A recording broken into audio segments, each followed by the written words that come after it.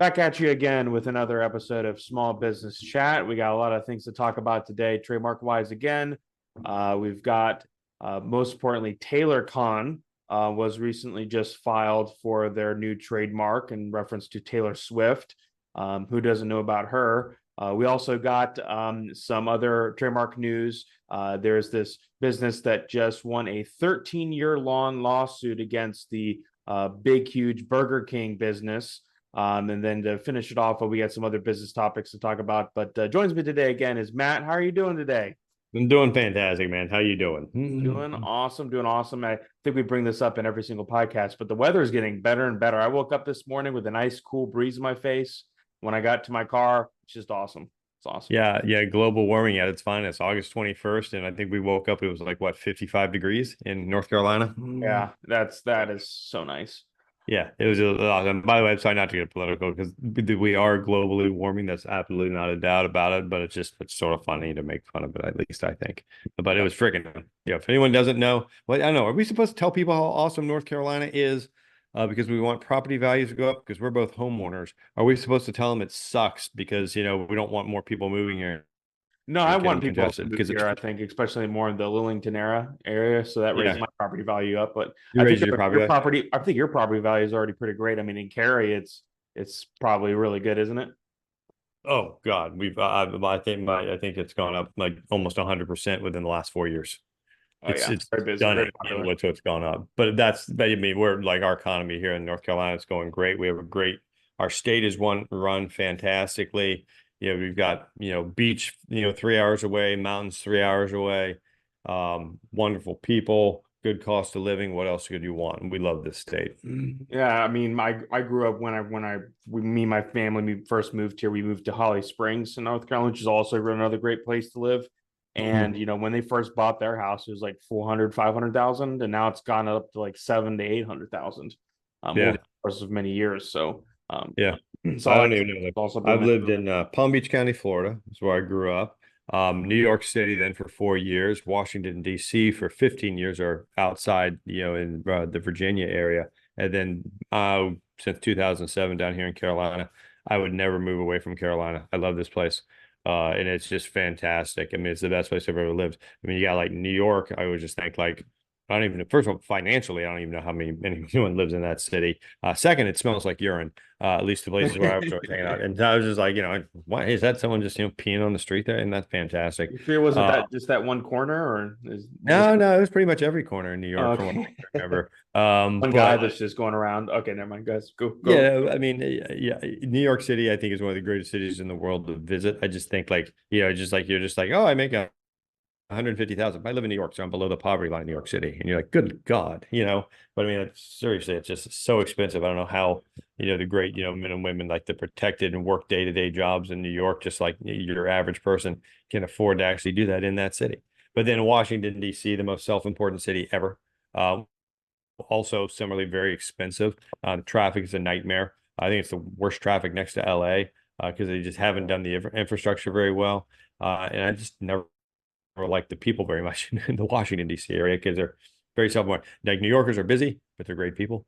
Washington D.C. people are busy and they're just not great people. And as you come down to North Carolina, and you know what I'm talking about, everyone's just nice and it's a slower pace. And someone will come up on your porch, start talking to you, and you'll be like, "Okay, what do you want?" And they're like, "I just want to say hi." It's like, no, seriously, what are you selling something? They're like, no, I'm just your neighbor. I'm over here to say hi. Get off my porch. It takes you about 10 years to get adjusted. People are just actually nice down here still. But all right, I went down a rabbit hole. I'm sorry. You were just saying, is the weather nice? Yes, that's what we got around Sorry. to it. I mean, I think it's time to talk about our first topic of the day, which is TaylorCon. Matt, you brought me up to speed about this morning. Unfortunately, I'm not a Swiftie. I know that I have a family member that is a Swiftie or a Swiftie by relation to somebody, but I haven't really been into the news with Taylor Swift too much, other than her being together with uh, Travis Kelsey, off the Kansas City Chiefs. But here reading the article, looks like she just filed a intent to use application for TaylorCon. And this is for, I'm assuming, some sort of festival that she would be hosting. Matt, you know a little bit more about this. Why don't you tell everyone? Yeah, well, I mean, so yeah, just popped up as a news flash on, my, whatever my timeline or flashes, that I get for trademark law and business and all that sort of stuff. And first of all, I would just like to simply say, can we just very quickly recount of the celebrities that you have mentioned to me? This is the first one I've actually heard of. Like, who are we talking about? We talked about Jelly Roll. I had no idea who that was. Who are the other ones? I had Logan Paul and Jake no idea who Paul it was. and Logan um Paul, the Paul brothers, until I didn't know who they were until like one of them was supposed to battle Mike Tyson, and somebody, jumped out of it. And then was that it? It was just those I three that think I didn't know. it was. I mean, I think it's still going on, and it's also this, the guy that owns Prime. I think it's the last couple of podcasts we talked about it. Because Yeah. getting sued every week, so it's very easy to talk about that kind Oh, of yeah, that poor guy. thing. Yeah, that's right. But Someone yeah, just yeah. First, Taylor Swift is something that we Taylor both. Swift. I gotta be honest with you. It's not like anyone needs, Miss Swift doesn't need like my endorsement or anything like that. But yeah, I vaguely know of her music because I'm 53 years old and all that sort of stuff. All I know is there's a couple things I like about her. That I've heard of her is when she, is doing this Eras tour or whatever. First of all, I watched part of it on whatever the broadcast of what it was. Dude, this is stunning. I mean, it was just one of the greatest things I think I've ever seen on television. Like, so, I mean, props out to her and everyone in her business organization. She deserves all the fame, success, and wealth that she's accumulating. And she appears to be just somewhat of a nice person as well, just on the side. And to the extent that her and Kelsey are dating, hopefully they can get out of the limelight. And it's so difficult when you're famous and wealthy to actually have a real relationship because of the paparazzi and all that sort of stuff. It's a curse, but God bless them and hope they do well. But I, about a year and a half ago when she started this tour, maybe 2 years ago now, I remember they mentioned, that when she was like 15, she came by and just right up the street here, we have a place called Athens Drive High School, and people can remember her playing after school like when she was like 15, just to like, a crowd of like 30 kids or something like that. And just to see where she's gone in 20 years or something like that. I think she's about 35 now, I think. Yeah, just it's just stunning. So props out to her, an American success story, hard work, talent, but again, hard work. She was started playing for high school little crowds when she was a kid herself. And it's just wonderful to see that, this is all, happening. The next thing would simply be is evidently a very good businesswoman and or has people in her inner circle that are extraordinarily good. She knows how to put on one hell of a show. She has great music. God bless her. She's great.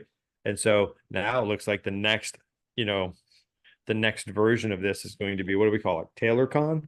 Taylor Khan. Yep. Yeah, that's I mean, I'm sure for Swifties, they're like going, oh my God. But props out to her and I think her dad is big into the business and all that sort of stuff as well, and her whole family. But we can assume from basically what else we got? Like Comic-Con is the most famous one, right? Yeah. And yeah, you know what that is, by the way? Comic-Con? Comic Con. Yeah. Yeah, Comic Con is where all the yeah, I'm a nerd too, so I can say this, but where all the nerds come out and dress up as their favorite video game or movie characters and visit. There was actually a really good one I was going to go to, but didn't. I'm thankful I didn't because it was actually in Raleigh, and they were like swarmed with people, just so, like a huge amount of people that were in the Raleigh Convention Center here. And people like John Berthal, I don't know if you've ever heard of him. He was Shane in The Walking Dead and Punisher and a couple other movies he's been in. You got me And on that. then But yeah. there's William Shatner. There's Oh, more yeah. maybe you know him. Yeah, he's more my And, generation. a My lot partner. of cool people that were at the last Comic Con. I just didn't go, but yeah, I know of it. Yeah, Shatner's a legend. I mean, and again, dude, he's been caricatured and all that sort of stuff, but he's just an American treasure and all that. But yeah, so Comic-Con is basically they come together. It's celebrate comic books, science fiction, all that sort of stuff. People get dressed up, do cosplay at it, all that sort of stuff. Okay, so just for our who would you dress up as if you went to one and if you dressed up? At a Comic Con, I would dress up as maybe I would dress up as Bryan Cranston from Breaking Bad and get like a bald cap Wow. and dress Wow. up as him. He's my favorite actor and character, and it's my favorite TV show of all time. So I think it'd be pretty fun. Yes. Stunningly good show. Okay, chalk up another one for someone I've heard of because I know that guy. Started off as Dr. Tim Watley from my first time I ever saw him on Seinfeld, and he just a great recurring character on Seinfeld. But Yeah, then then yeah, he was in Malcolm in the Middle. I never watched that show, oh but God, Malcolm in the Middle. That's right. That was awesome. you know, His the first scene was he was naked and they were shaving his back. His wife was shaving his back. That was a great first scene to introduce like them and so that's a good show. But anyways, with Breaking Bad, by the way, Han Solo. I would probably be Han Solo because you got to be Han. I mean, Han's just freaking cool. But so the whole concept is everyone comes together and, a lot of times like the networks, movies and stuff, I think release information like they'll do like, I think, like people like they'll do like, I don't know, informational sessions, maybe interviews with like, William Shatner. Hey, what was it like Star Trek, et cetera, et cetera. And, what's been the legacy, just sort of a thing. I think that's what Comic-Con does. And for anyone who's is not aware, con effectively means convention. It's an abbreviation for convention. So now we have, is it Taylor? It's TaylorCon, not SwiftCon, right? yes, TaylorCon? Taylor Con. Yeah, Taylor Con. Yeah. And so, so it's pretty clear that what she's probably intending on doing, and by the way, you can glean a lot from what companies are doing in the future, from, searching the patent and trademark office's database and see what they're filing on. We're going to talk about that in a second when it comes to your business and how you should protect your trademarks and the steps and all that sort of stuff.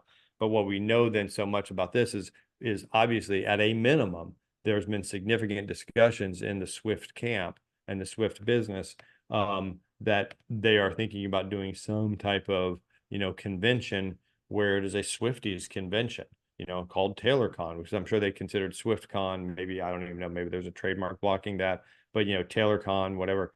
But, who knows what the format would be. But it'll, obviously likely it would be all the above, like maybe Taylor Swift would actually appear, but she doesn't have to go through. I mean, again, the Eras Tour is just, I think sometimes it's stunningly hard. Like I don't know how she's going to top that ever, but that it's the pressure of success that now she has to deal with. I mean, she's made so much money and it was so amazing. I think you'd probably go back to a more of an intimate tour on the next one, to get people, and maybe that's what this TaylorCon is she's going to maybe do a couple sets, well, like with acoustic, just her.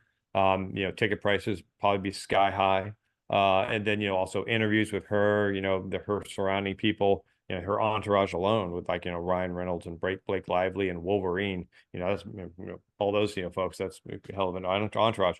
But yeah, that's coming up, man. I mean, so she's got TaylorCon coming. So that'll be here probably, maybe that'll be next summer, I wonder what those ticket prices are because we were just told this morning about the ticket prices like over $4,000 for two tickets. Are you kidding me? I don't know if I'd ever. Yeah. I don't know anybody in the world I would pay to see for $4,000. I mean, she was commanding it. I mean, because people were flying to like, I mean, I think she still, because we all know, because of the unfortunate, they just had to cancel, a couple of her shows because of some knuckleheads, threatened violence at them and all that sort of stuff, which is just horrible. And I feel for the concert goers. I feel for Miss Swift and all that sort of stuff because it sucks that we have people like that in the world. But unfortunately, it's a reality. I'm glad they were able to catch him before anything bad happened. But I mean, yeah, I know people here in the United States that were like you said, there's the person here in the office was talking like they were going to try to just go to a smaller market like Milwaukee. But you have to remember, with that popular of a show, like everyone, I mean, New Yorkers who have again tons of disposable income because they make so much more money, and such, or whatnot. You're fighting with those people that they're taking flights into Milwaukee as well to try to get tickets to Swifty, and or you may be heading over to like London to see the last show or whenever her last show is. I don't know if it's London or wherever, but I mean, it's supply and demand, and it's not for a lack of shows. She's a very hardworking person, and but still, it's just ticket prices are supply demand, and She's it worth could like drop. $1.9 billion. Yeah. And I think I'll be getting with you. By the way, I'm sort of gushing over, but I'm not doing it like in a personal way. I'm doing it as a business way. But again, because I just love a success story. And but I love a success story when you can actually look back and see how hard she's worked. And she's worth every penny of it and more to me. Because the other thing is, because now once she started dating Travis Kelce of the Kansas City Chiefs, like all these like sort of, you see these things that just pop up on your Facebook, and like they've, I don't think they're scripted. They look completely legit. She'll just be walking through a hall with her security detail. Obviously, some of her fame and fortune has to have security because, again, the aforementioned nut jobs out there. But you'll just see like a little kid sitting there, like, oh my God, it's Taylor Swift. And she'll walk over and just like give him a hug or something. You're just like, I don't know. Again, maybe she's just so good with her social media that is Down to scripted. earth too. Yeah. Yeah, it just looks unscripted. And when you watch, and maybe she's perfected, like if you see her shows, she looks like genuinely like, even though she's performed that song 1,000 times, she looks genuinely like, I don't know. She's got a modern twist. And I don't know if you're old enough for me to understand what I'm saying, but the back in the day performers, and it's more like our parents' generation. I know I'm sort of close to your parents' age, but they were gracious, and they were, they were, thank you for coming to see me. I'm able to do what I love because you came and saw me tonight. It is an honor to perform for you. And, and then you get into the 90s, and there's, Guns N' Roses and and all that sort of stuff. They'd be like, "You're lucky they were performing for you tonight," or whatever. And Axel would walk off stage and all that sort of stuff. And you're just like, what is that? Like when she like wows the crowd, she looks legitimately like happy that she's like, holy crap, they're getting this. They love this. And what she's doing is just stupendous. But that being said, just coming back to it, but still, so just it's just sort of really cool to see those like videos of her, and just seeing her interact with her fans and all that sort of stuff. So all the power to her. It's starting to sound like you're a Swiftie, Matt. I don't unfortunately know her music like I probably should, but all the songs I heard in her concert were all just, they were really awesome. But now, yeah, I grew up with him. I had a sister that I grew up with. We're both twins, by the way. And she loved Taylor Swift, and so I'd hear her songs all the time when growing up. So I mean, I didn't really even like necessarily like her. I was more into other things at the time. But yeah, I kind of grew up with her, listening to her all the time. Yeah. So, but twisting this then, so, one of the things that we always want to do is we want to twist this into business. So the whole basis for our gushing on Taylor Swift this morning was, effectively that her, management company has filed for an intent to use trademark application. What the heck is an intent to use trademark application? Well, rolling this back into sort of a more business context, if I may, when you start a business, one of the first things that, there's a checklist of things you really should do. And if you ever need them, you can always come to us at the Trademark Company. Or again, I'm the author of the book, The Maverick Method. I strongly suggest you pick up a copy or, or whatnot. But there's a checklist of things you have to do. Like number one, form your LLC, form your management company, form your company that's going to run the company, like actually with the Secretary of State. Okay.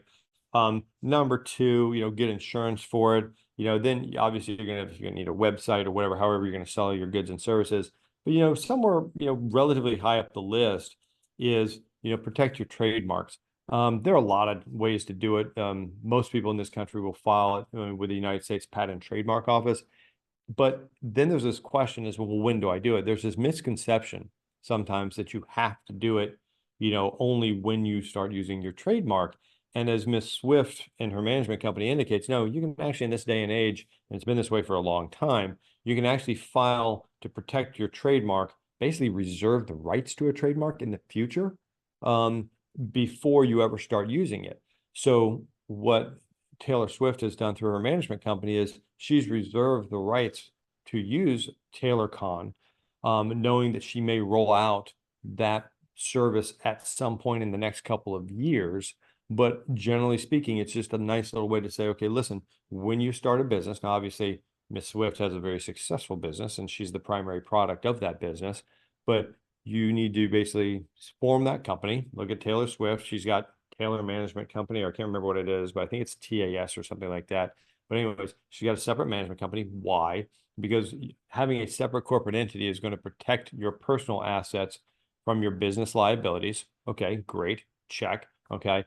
Then you want to basically make sure that your trademark is available. If it's available, even if if your business doors aren't open yet, they're not going to be open for another like 2-3 months, whatever.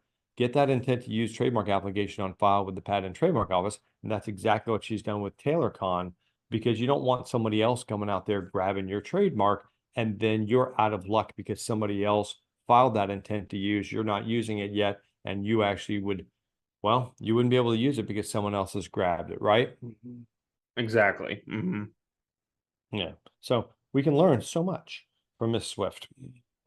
Yeah, I think that's a great set off there to Taylor Swift. I mean, she's like I said, everything that you've said about her is true. And I'm like I said, I haven't been too up to date with her or anything. But yeah, all I know is that her spectacles on her shows are just crazy, and the flocks and the fans and everything too. So also I've been also this morning where I heard that it ups the economy as well, her being so popular in all of her shows, that ticket sales that she brings in too. So which is crazy to hear as well. So yeah, big props out to Taylor Swift. Yeah. So Matt, well, are you ready to move on to our next topic? Move away. All right. So most recently in the news, we've had this company called Poons. I don't know if you've ever heard of them. Have you ever heard of Poons Burger King? Poons? Poons, P-U-N-E-S Burger King. No. Yeah, neither. Um, Should I have? No, I've never even heard of them. I was hoping maybe you did, because they've been in a legal battle for 13 years. I'll read the article here. After a 13-year legal battle, US-based global fast food giant Burger King Corporation has lost its case against a namesake eatery in I'm not going to be able to pronounce this name, but Manhastras, Pune, with a commercial court in the district dismissing the company's trademark infringement lawsuit. The district judge Sunil Vedpalthak in a August 16th order said the city-based Burger King, so it's a city-based, so it's individual, eatery was operational before the U.S. company entered the Indian market, and that the latter failed to prove trademark infringement. The court dismissed the 2011 lawsuit filed by Burger King Corporation, represented by Pankaj Puja, which sought a permanent injunction about or against trademark infringement, along with the monetary damages from the eatery's owners. The court noted that the Pune-based restaurant has or had been using the Burger King name since 1991 through 1992, while the U.S. company only has began operations in India in 2014. So this is some sort of Indian Burger King, whichever. Which sounds Defendants really have, odd because I didn't think they yeah, actually ate a lot of beef in India. no, me neither. Well, we're assuming there's beef in Burger King burgers, aren't we? Who knows anymore? Are they the ones that That's did my opinion. I don't Impossible actually know. Burger, or did McDonald's? Wait, what? You've heard of the Impossible Burger, right? Oh yeah, the Impossible Burger is actually pretty good. Yeah, maybe they're selling Tried it? Impossible You've Burgers. tried Yeah. it? Oh yeah. Huh. How is it? So it's a burger, but how is it meat though? Because it's Yeah, and this is something I'll give props out to Burger King on. The Impossible Burger, and so it's all plant-based, and you can almost, so if you eat one not on a burger, like no lettuce, tomato, onion, all that sort of stuff, you can tell that there's a difference. But the people at Impossible have done a really good job of basically making a really beef tasting burger, but it's also the texture, which is really important as well. And they've done a really great job of that. And I'm a big fan of the Impossibles. When you combine that with basically presenting it to you just like a regular Whopper, with like, tomatoes, ketchup, onions, lettuce, pickle, relish. I'm doing the McDonald's thing right now. But I don't even think you can tell the difference. I'll be candid with you. And so I will always give, like, I'll joke around with Burger King because I think their operational structures are not as solid as McDonald's. Again, in my opinion, just over 53 years of looking at this, I don't think that they have the quality control. That said, I mean, I don't know what their sales are of the Impossible Burger, but they rock the Impossible Burger. The Impossible Burger is a freaking good plant-based burger if you're trying to get away from red meat in your diet. okay. Well, maybe I'll have to give it a try then. I just always thought of it. I was just like, how's that even possible? But that's why it's called the Impossible Burger. It's So impossible. It's not actually technically impossible. I can tell you what they do is I saw a special on Impossible once. And by the way, it's an interesting trademark. Can you actually make it, can they trademark Impossible Burger? I think the answer would be yes. Burger's generic, impossible. I think just a modifier, but I think they probably would have let them actually register that. But they just, in essence, look for different proteins that are found in nature. and basically different plants that in essence could mimic the flavor of what you get. So they went out and basically they were, tasting burgers, and I think they probably had some sort of computer program that figured out, okay, this has, this taste and this that taste. So they would find plants, if I recall correctly, that would mimic like the flavor of like, fat from beef. And once they were able to find these different tastes from plants, okay, so around the globe, they were able to basically then harness those flavors and make a plant-based beef. And but then the next thing was is they somehow actually, I can't remember how they did the texture, but the texture, it feels like meat when you're eating it, but it's all plant-based when it's, cooked up. And but then they have like, but it's again, the flavoring is really the best thing of it. But they went out and they actually found a plant-based flavor, if you will, that tastes like meat. And it's really cool how they actually did it. So I again, we're all aware, if you read the actual medical studies, red meat is not, just point blank, it's just not good for you. And such. And it's long-term massive amounts of consumption of red meat, negative health effects from anything from, I think, blood pressure, but definitely like, certain cancers and stuff because of the hormones that go into them and all that sort of stuff. So the less red meat that you can eat, all you gotta do is sit down with any cardiologist, they'll tell you this, it's better for you. The Impossible people did a really great job. And so props to Burger King for being the first fast food chain and to actually roll this out on a large scale basis. I'm hoping they're making money on that. Because I don't know if they should make money on, I don't know what they're doing in their other stuff. They always seem to be perpetually number two. And then now they're suing this Indian company that's been using it for, well, they were, and then they were using it, and then the Indian company just beat them, right? Yeah, it looks like the government or the USPTO has whoever was reviewing the cases determined that the Burger King just didn't have enough evidence on their side to prove infringement, so they dropped the case, and the Pune company is able to do whatever they want now. It's two things that you mentioned that to me, because if you, I know you're eventually gonna come back like infringement or not infringement. And the two things fascinating to me about this would be is that, like, generally speaking, when do trademark rights attach? And then we sort of touch on this with the Swifty thing, but then we've touched on it in previous episodes, but it's when you start using it or when you file an intent to use with the United States Patent and Trademark Office. And that's generally almost globally, that's the rules. When do you start using a trademark, right? And that's when you usually have rights attached. And so I'm a little bit surprised that they would even go after somebody given, if they were not in their market, because trademarks are not like, maybe they were relying on, they think, the global fame of their trademark, even though, and so they had priority of use in the United States, even though they hadn't entered the Indian market. But it's funny because I was actually talking to one of my friends recently. Now, who was I talking to? Oh, no, it was the owner of a local UPS store.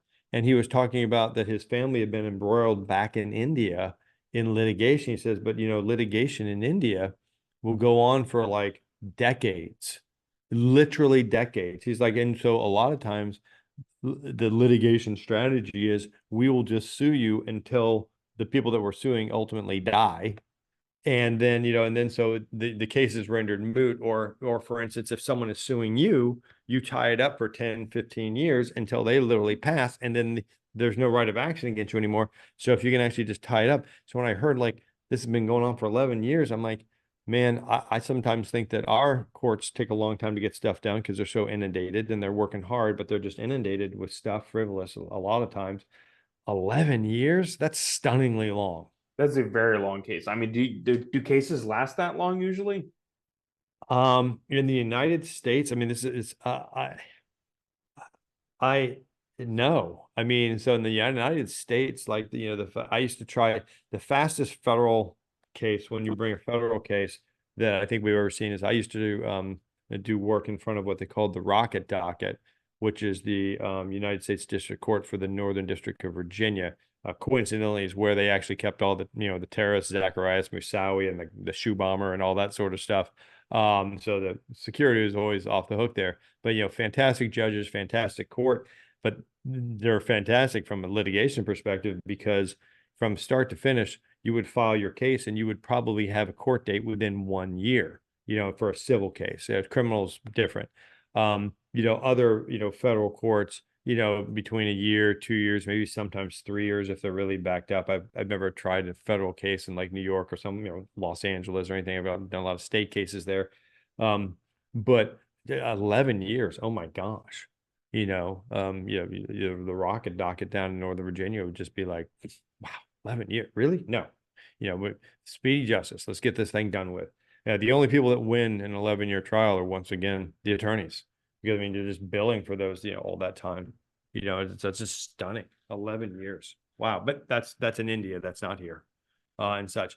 But again, and I just made the joke before. I'm just like, do you think someone would actually want to knock your trademark off and have an association with you, Burger King? Because maybe you're just not, reading the tea leaves here, but I could see them doing McDonald's or Cookout, or all the ones we mentioned in our meeting this morning. But I don't know, Burger King to me, his trademark really doesn't come with, in my opinion, all that much pizzazz. Because I mean, I think they're just known, from what I've seen, is just sort of like, I think they have good burgers. Don't get me wrong, Their but I think, chicken sandwiches are pretty good too. yeah, you know what I used to love. Now you mentioned this, I used to love their chicken parmesan. Did you have the chicken parmesan ever? At Burger King? Yeah. No. This may What? have been before your Remember time, that? dude. They had a long time ago. I used to love that. I would go to Burger King just get the shipment. And now I think about it, their onion rings are awesome. Their Whopper is awesome. My challenge is just that I think from an organizational perspective, their quality control is off, because Burger King, I walk into a restaurant, I never know what I'm going to get, depending on which franchise it is. I don't know if it's the corporate store or whatever. Whereas McDonald's, with one exception, I have one exception on McDonald's. I have never walked into a McDonald's where the bathrooms weren't clean, the food wasn't the exact same quality in this McDonald's as it is in that McDonald's and the one over there and such. And by the way, that one McDonald's was on King Street in Northern Virginia. And I don't know if they were having a bad month or two, and this is 2 decades ago, but there was just like, I walked into the bathroom and I'm like, I would go pee in a vacant lot before I went into that bathroom again. It was just horrific. And I was like, wow, this is a McDonald's. I'm like, this is stunning. But that was one experience once. For the most part, I think McDonald's is one of the best run, franchises I've ever seen in my life, and it's great. But then getting back to our friends at Burger King, I don't know, what do you think from what you've heard? I'm gonna twist on you. Infringement or not infringement? Since I mean they have Burger King in the name, I mean it sounds. I mean I looked it up. What? I mean I don't know exactly when Burger King filed for their trademark, but I mean they've been around forever, so I would assume it's pretty early. So I would say infringement. Even if it is a small little business, you know what? I mean, I don't know. I mean, if it's only being seen by the people in the city, I don't think really Burger King should have to worry about that type of thing. But then again, they're in business for a reason. They're wealthy for reasons as well. It's because they probably really do a really great job of enforcing their brand too. So Yeah. I would say infringement. What do you think? I will actually diverge from you on that, because I think there's a couple things that to change, my thought process on it. Number one, even though Burger King, you're right, likely had rights here in the United States, trademark rights don't go beyond our boundaries. And so I don't know when Burger King entered the Indian market, but it sounded like, from what you read to me, they entered the Indian market after this company had already started use. And in the absence of there being some fame component, like international fame component in the Indian trademark statutes, again, not an expert on Indian trademark law, it sounds like this other company may have had prior use in India over Burger King, and such. Now, I think your analysis, like, I absolutely think if they just added a term to a registered trademark, that's absolutely, the marks are confusing. But then this one comes down to me is two things. Number one, it would be, well, actually, it's really more one thing. I was going to say acquiescence as well, but we don't know how long they were using it before Burger King went after them. It sounds like, it wasn't that long. Um, but, but so I actually think just on, so I'm trying to think back. I think just on the fact that they probably, Burger King didn't have rights in India first. Um, I think that right there, they actually probably lose to them. And I think that's probably what it came down on, and such. And again, I'm also just trying to think, what's Burger King's model? I guess they probably have that's what I mean. They have the plant-based burger. So they're probably trying to get into India, because you have a billion people that I believe Indians' diet is primarily plant-based for the majority of those folks. And sure, there are other proteins out there. but it's certainly not beef. But if Burger King is the one that's doing that, Impossible Burger, maybe they're thinking they're going to sell, 50 million, units a year, in India. Although, God bless them, good luck with that. But they sued them. Doesn't say that they can't go into the Indian market. It just says that, they're not going to be able to stop this other company from actually doing it. I have a question for Anyway, you, Matt. I have a yeah. question. Um, what is it with restaurants, or maybe only fast food in this reference, but why is it whenever you go put your order in that most of the time you have to drive around front and wait for the somebody to bring it out to you?